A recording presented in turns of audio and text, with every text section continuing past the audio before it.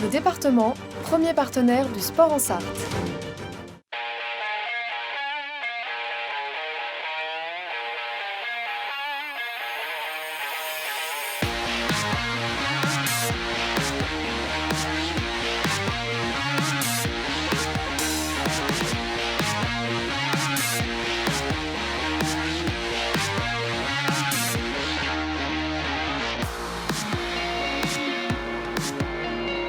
Bonsoir à toutes et à tous, très heureux de vous retrouver en 2023. Et oui, bonne année à nos chers téléspectateurs, bonne année à vous, meilleurs vœux pour cette nouvelle année donc de la part de toute l'équipe d'LMTV Sarthe avec Amoun Chamsoudine également qui prépare avec moi cette émission. Une grande émission pour la première de 2023, une spéciale grande interview dans un instant. On sera avec Vincent Loriot, le directeur sportif du MSB. On parlera évidemment de basket. On parlera également tennis de table avec Yannick Faveur, le président de Le Mans Sarthe Tennis de table. Du cyclisme avec Laurent Drouot. Laurent Drouot, c'est le nouveau président de Le Mans Sarthe Cyclisme Organisation. Et puis on parlera du Cross Ouest France qui arrive à grands pas avec Guillaume Nedelec. Avant de développer ces interviews, une information qui vient de tomber, ça concerne du football avec Le Mans FC qui enregistre une nouvelle recrue. C'est un prêt avec Yad Mohamed qui rejoint donc Le Mans FC jusqu'à la fin de la saison, milieu défensif âgé de 21 ans, 1m91, un gaucher longiligne qui peut aussi évoluer et dépanner en défense centrale et qui est prêté donc par le Stade Malherbe de Caen jusqu'à la fin de la saison. Une bonne nouvelle pour Thierry Gomez, le président du Mans FC et ses joueurs, les joueurs du Mans FC qui reprendront le championnat la semaine prochaine. Voilà pour cette actualité qui vient de nous apparaître à présent. Eh bien, parlons de basket avec Vincent Loriot. Bonsoir. Bonsoir Antoine. Vous êtes le directeur sportif du MSB, Le Mans Sarthe Basket, qui évolue donc, vous le savez, en Betclic Elite, le plus haut niveau en France de basket. Bonne année, tout d'abord. Hervé aussi. Qu'est-ce qu'on peut souhaiter au MSB en 2023 ?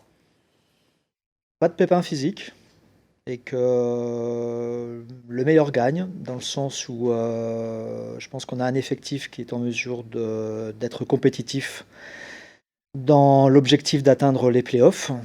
Mais pour cela, il faudra qu'on soit épargné par des blessures qui ont pu handicaper notre début de saison, en particulier celle de Thierry Tarpey. Donc faisons en sorte, croisons les doigts, pour qu'on soit au complet pour cette dernière ligne droite qui va nous mener, j'espère, au-delà du 15 mai. Le MSB qui a bien fini l'année 2022 avec 2 victoires. Elles ont dû faire du bien, ces 2 victoires, puisque le MSB restait malheureusement sur une série assez négative de 6 matchs et 6 défaites consécutives en championnat. Ces 2 victoires pour terminer l'année 2022, ça a dû faire du bien avant les fêtes. Elles étaient déjà mathématiquement indispensables, dans le sens où notre ambition première, qui est d'atteindre la Leaders Cup, donc une compétition qui réunit les 8 meilleures équipes à l'issue de la phase aller, est un objectif inscrit par le club, au moins en interne en tous les cas. Donc pour obtenir ce visa, ce sésame, pour cette compétition qui se disputera mi-février à Saint-Chamond, il fallait absolument enregistrer 2 victoires nantaires là-bas. Pas facile quand on connaît l'environnement sur ces matchs de Noël. Et puis Nancy à la maison, devant notre public, où là, quelque part, on a plus la maîtrise de ce que l'on fait. Pour autant, ces 2 succès ne suffisent pas. Reste à valider un dernier succès pour s'assurer quasi automatiquement, et avant même d'aller à Lasvel, ce billet pour la Leaders Cup. C'est vrai que quand on regarde un petit peu de plus près cette série négative de 6 défaites consécutives en championnat, on remarque que depuis que Thierry Tarpey est revenu de blessure, le MSB ne perd plus. Il y a forcément un petit lien avec le retour de Thierry Tarpey et le fait que le MSB ait des résultats un peu plus positifs. Immanquablement, on est obligé de faire ce raccourci-là, et je vous rejoins. On peut pas nier l'impact de notre capitaine. Depuis qu'il est revenu, effectivement, 2 victoires, avant de se blesser, que des succès, parce que je mets de côté le jour où il se blessait, contre les Mets, un match où il n'a disputé que 8 minutes et qui nous a obligés à pousser sur une prolongation qui a été de trop avec cet effectif-là. Pardon. Donc oui, on peut considérer qu'en présence de Terry, le MSB gagne, alors pourvu que ça dure. On en parlait avec Elric Delors en fin d'année, justement, qui était venu sur le plateau de l'MTV Start dans 72 Sports, qui nous disait que Terry Terpé était tellement sous-coté dans le Aujourd'hui, championnat de plus, France. je crois pas. Moins, mais il l'est encore un peu à mon sens. Je crois que depuis son passage avec les Bleus Ouais. à l'Euro, bon, maintenant tout le monde Tout le monde a a compris. compris qui il était. Voilà, il est sorti. Il était sous les radars. Dorénavant, il est plutôt sous la lumière. Et non, maintenant, l'impact d'un Terry est reconnu par tous, au-delà même de nos frontières. Au classement, le MSB est donc 8e, vous l'avez dit. Quel est votre état d'esprit? On va voir le classement justement avec les équipes qui sont devant Le Mans, avec Monaco, leader de ce championnat de Betclic Elite, devant les Metropolitans 92, Cholet, notre rival ligérien, est 3e, 4e Dijon, 5e Lasvel, ça c'est des grosses équipes évidemment, on s'attendait à ce qu'elles soient devant. Bourg-en-Bresse 6e, 7e Limoges, et puis arrive donc le MSB à la 8e place, juste devant Strasbourg et Rouen. Quel est votre état d'esprit quand vous regardez ce classement? Que comme prévu, c'est extrêmement compliqué, que rien n'est joué à quasiment mi-saison, qu'on peut toujours avoir l'ambition, évidemment, d'aller titiller la 5e, 6e place, si tout se passe bien, comme on peut vraiment se faire peur et tomber bien plus bas. Si d'aventure on devait moins performer et ceux qui sont derrière nous, au contraire, retrouver de leur superbe. On voit bien Strasbourg qui a démarré de façon très compliquée et qui, depuis son changement d'entraîneur, est invaincu. Je pense aussi à Paris, qui a un effectif très fort et qui n'apparaît pas dans votre classement, mais qui est forcément un candidat lui aussi au play-off. Non, c'est très compliqué. Et puis, rappelez-vous Cholet l'année dernière, parce que c'est l'équipe presque la plus surprenante de l'année 2022. Cholet l'année dernière, à cette époque-là, était dernier de la Betclic Elite et a failli même aller très très loin en play-off. Donc tout se joue à pas grand-chose. On est dans une compétition extrêmement ouverte où, on le sait, on le répète, il n'y a pas de petits.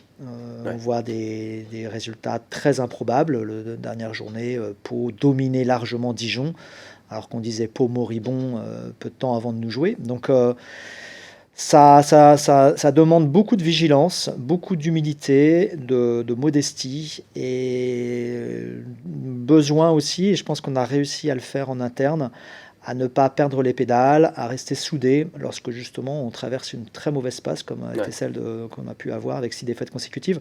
C'est pas tout brûlé, comme on ne s'est pas non plus emballé lorsqu'on était à 6 victoires, 1 défaite, sachant pertinemment que ça ne pouvait pas tenir ce rythme-là jusqu'au bout.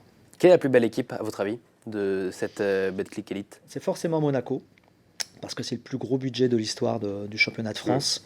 Et ce sont des joueurs quasiment tous de niveau Euroleague. Donc c'est l'équipe la plus surarmée à l'échelle française. On parle ici d'une équipe qui est première de l'Euroleague, à égalité avec 2 autres équipes. Mais, donc voilà, non, c'est Monaco, immanquablement. Parlons des recrues, c'est quand même l'une de vos missions principales de recruter les joueurs du MSB dans les intersaisons. Est-ce qu'elles vous ont donné satisfaction, les recrues du MSB? Je pense à Endoy, à Tinkle, à Matt Morgan, à Marcus Gomis ou encore Josh Carlton. Est-ce que ce sont des recrues qui vous ont donné satisfaction dans ce début de cette fin d'année 2022? Oui et non. Voilà, oui, dans le sens où parmi ces recrues, il y a 2 joueurs qui ont été élus au All-Star Game, dont l'un dans le 5 majeur, Trey Tinkle. Matt Morgan est le second scoreur du championnat. Donc oui, forcément, il y a des très bonnes surprises, ou en tous les cas des joueurs qu'on espérait être en capacité d'eux et qui vont même un peu au-delà de ce que l'on escomptait. Abdou Endoy, c'est quelqu'un qui est arrivé parce qu'on a eu Brinton Lemar de blessé, qui était déjà connu, donc quelque part il n'y a pas de coup particulier avec Abdou, si ce n'est qu'il s'est extrêmement bien adapté à la situation et au contexte de cette équipe qui avait déjà été bâtie et donc qui ne comptait pas sur lui à la base. Marcus Gomis, c'est un petit jeune, donc qui est encore en apprentissage, qui est vraiment un bon soldat, quelqu'un qui tous les jours travaille, qui doit progresser sur sa dureté. Et enfin, Josh Carlton, c'est aujourd'hui la petite déception, même si c'est un rookie, première expérience post-universitaire. Mais on en attend plus de dureté, plus d'intensité, plus de capacité par moment à impacter le match par son physique. C'est un joueur qui a un bon état d'esprit, qui est gentil, parfois trop gentil. Et je pense que là, il découvre un environnement d'adulte sans foi ni loi, parce que la Pro A, comme je vous l'ai dit tout à l'heure, la Betclic Elite est vraiment une compétition ardue, intense. Et il doit se mettre au niveau, je pense, dans ces critères-là. On verra. Il a souffert depuis le début de l'été d'inflammation chronique et tenace à ses deux épaules. On a essayé, tant que faire se peut, de le masquer, de l'aménager, de le soigner, de faire beaucoup de prévention avec lui.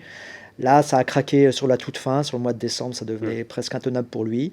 Donc juste après notre dernier match à la maison contre Nancy, donc le 28 puis le 29, il a subi une infiltration dans chacune de ses épaules. On espère que grâce à ces infiltrations-là, la douleur s'estompera, voire, espérons-le d'ailleurs, plus encore sera éliminée, et auquel cas j'espère qu'on verra à nouveau Josh Carlton. On a vu ses capacités qui sont bien présentes, notamment à l'image, là juste avec Josh Carlton. Prochain adversaire du MSB, c'est Blois, l'avant-dernier du championnat de Betclic Elite. Match important pour bien démarrer 2023, et en plus c'est à Antares. Alors c'est à Antares, on a eu le plaisir d'avoir une salle comble, encore une fois, pour le match des fêtes de Noël.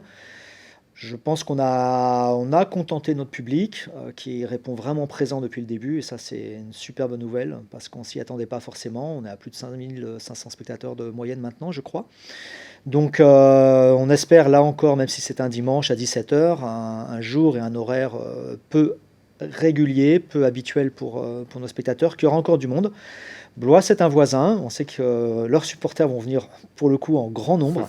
Et c'est très plaisant parce que c'est un voisin méritant, c'est un adversaire, un club qui travaille très bien avec Julien Monclar, donc le fils de Jacques Monclar, qui est un général manager qui a su donner une belle trame avec son président, avec un coach fidèle, Michael Hay, à une équipe qui s'est construite sur la durée, sur plusieurs années, qui aurait mérité à un moment de monter, pour des problèmes administratifs, n'a pu le faire. Et voilà, ils sont récompensés aujourd'hui. La configuration 2023 de cette équipe est vraiment très intéressante. C'est très identitaire, c'est rigoureux, c'est dur, c'est intense, c'est très agressif, c'est très organisé. On verra parce qu'il y a un petit élément de surprise. On sait qu'ils ont changé leur pivot, donc on va avoir une nouvelle équipe, un nouveau Blois. Donc notre staff va travailler sur un adversaire qui n'est pas forcément maintenant plus lisible qu'avant. Et puis on sait aussi qu'ils sont en recherche d'un arrière, donc avec peut-être un joueur qui pourra arriver dans la semaine. Ouais. Donc ça va corser un peu le scouting, l'analyse de match. Mais non, c'est un adversaire qui peut-être est avant-dernier, mais l'avant-dernier aujourd'hui, ça ne veut pas dire grand-chose. Ça, c'est donc samedi 20h. Dimanche 17h. Dimanche 17h, pardon. Donc à Antares, vous pouvez encore prendre vos places sur le site internet du MSB avec la billetterie des tangos. Et puis enfin, un petit mot quand même sur la Coupe de France, on n'en a pas parlé. Le MSB est toujours en lice en Coupe de France, 8e de finale dans 15 jours face à Nancy. Nancy que vous avez battu il y a peu. Oui, enfin bon, Gentilly, quand on parlait de salles fidèles, de supporters qui poussent, Gentilly, sachez qu'il y a 6 sold out, donc 6 guichets fermés depuis le début de saison. Ouais. C'est un promu extrêmement ambitieux, un promu qui a connu un peu la même histoire que le MSB. Malheureusement pour eux, les Nancéiens sont tombés à un moment. Ont mis du temps à revenir, mais maintenant qu'ils y sont, je crois qu'ils ont la ferme intention de rester en Betclic Elite. Mais on sait très bien, que les matchs de coupe sont totalement différents des matchs de championnat, que c'est une autre motivation, c'est un autre challenge. Et puis on joue à l'extérieur, on ne joue pas à la maison. Alors pour la date, par contre, la date initiale était le 14 ou 15 février, donc ça correspond à la semaine des As, enfin la Leaders Cup, pardon, donc, qui démarrera elle le vendredi. Et on s'est entendu avec Nancy pour demander à la fédération de devancer le match au 7 février. D'accord. Donc on espère pouvoir jouer en Lorraine le 7 février et non pas le 14-15 dans l'éventualité où, par chance et surtout par réussite, on pourra disputer la Leaders Cup. Évidemment, on vous le souhaite. Merci beaucoup, Vincent Loriot, d'être venu sur le plateau de 72 Sports. Je rappelle que vous êtes le directeur sportif du MSB. Le MSB qui, je le rappelle, joue dimanche à 17h face à Blois. Vous pouvez prendre vos places sur le site internet du MSB. On se retrouve tout de suite pour la deuxième partie de 72 Sports. On parlera tennis de table avec le président de Le Mans Sarthe TT, Yannick Faveur. A tout de suite.